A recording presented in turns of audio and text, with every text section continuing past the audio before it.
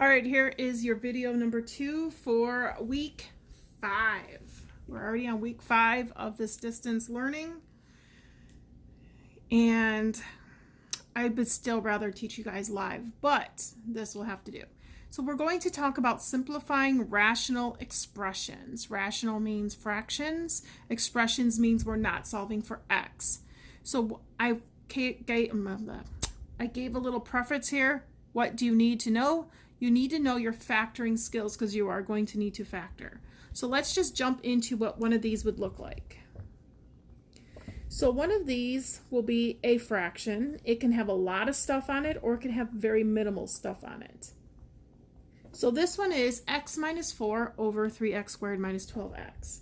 So now what we need to do is figure out if we have to factor anything out of the top or factor anything out of the bottom. So let's write that down. Factor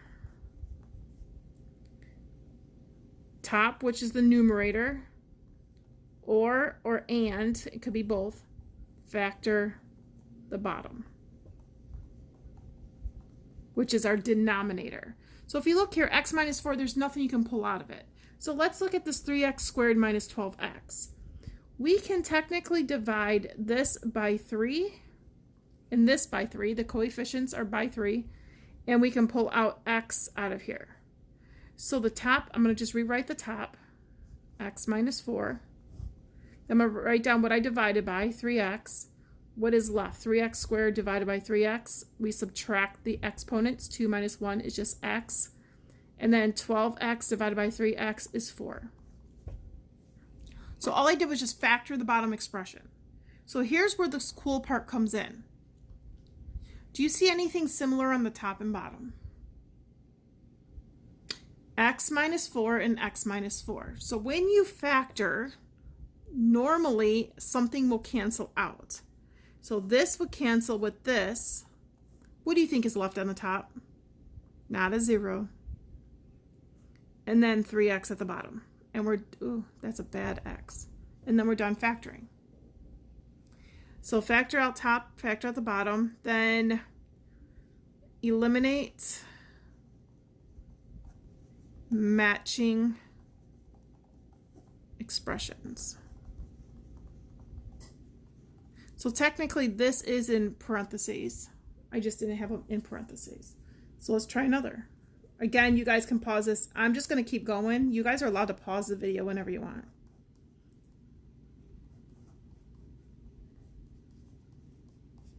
All right, so if we look here, the top is already factored, so I'm just going to leave the top right where it is.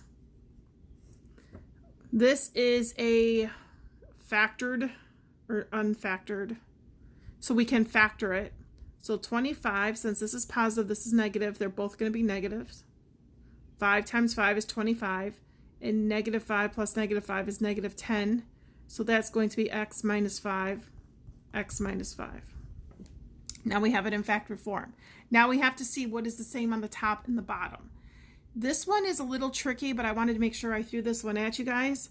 Just because these two are the same, you only take a pair of them.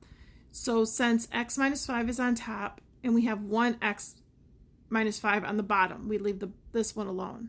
Since there's nothing at the top, we put a 1, and we do x minus 5, and we're done. And you could take it out of parentheses if there's nothing else there.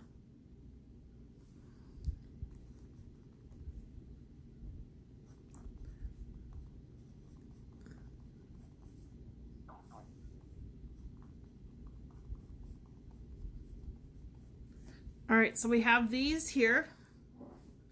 So I'm going to factor both of these. I'm just going to rewrite them. I'm not going to do them side by side. I'm going to do one at a time. To get negative 40, 4 and 10, that's 6 no matter what. 2 and 20 doesn't give me 3. 8 and 5 does though. Since this is negative, the bigger one has to be negative. So negative 8 plus 5 is negative 3. So the top will become x minus 8, x plus 5. This is just the factoring skills all over. So we need 24 factors of 24 that add up to negative 11. So since this is positive, I could have two negatives. -8 and -3 will give me -11, so that's good. So we're going to do x minus 8, x minus 3. So I factor the top, I factor the bottom. So what is the same? X minus 8. So we cross those out. And our final answer is x plus 5, x minus 3.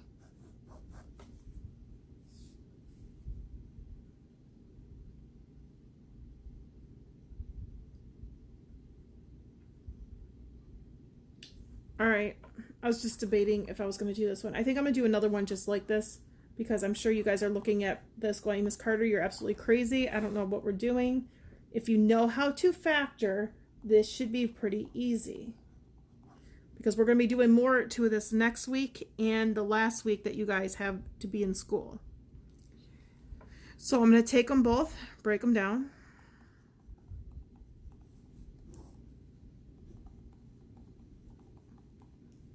And I better see work on papers, man. You guys should give me answers. All right, so -30. So we know 3 and 10 somehow, some way will give me 7 if I subtract. Since this is negative, one of these has to be negative. Since that's negative, the bigger one has to be negative. 3 plus a -10 is -7. This is old stuff. It's nothing new.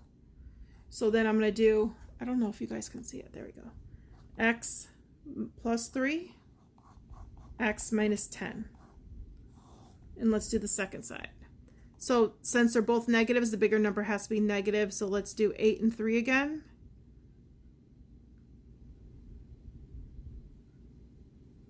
So 8 would have to be negative. -8 plus 3 is -5. So that's true. That works. So we have x minus 8, x plus 3. Do we see the same on the top and bottom?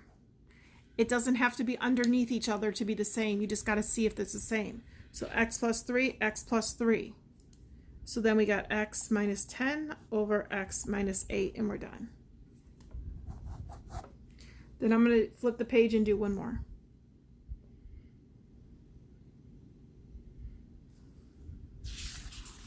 All right, let me write it down, and then I will, again, I have my little cheat sheet. I'm used to practicing this with third period, and then as the time goes on, the rest of you guys get way better notes than third period does. Third period is also my biggest class, my loudest class. Yes, shout out to third period. Woo woo. I know, cheesy. All right, let's see if I can get this under 10 minutes. So we have x squared plus 3x minus 28. So we have to factor this. What times what gives me -28 to give me 3? 7 and 4 does. One has to be negative, but since this is positive, the smaller number has to be. So 7 minus 4 is 3. That's good. So this is going to be x plus 7, x minus 4. Then the bottom looks like the last examples I gave you guys. These are both perfect squares. So the square root of here would be x and 7. One is positive, one is negative.